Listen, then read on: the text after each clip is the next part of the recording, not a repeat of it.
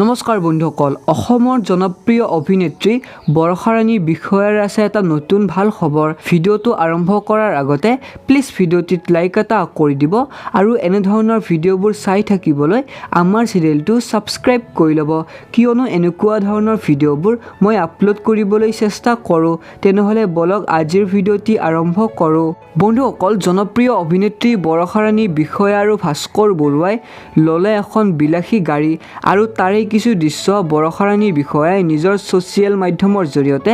আমাক শ্বেয়াৰ কৰিবলৈ চেষ্টা কৰিছে পোনপ্ৰথমে আপোনালোকে এই দৃশ্যটো চাওক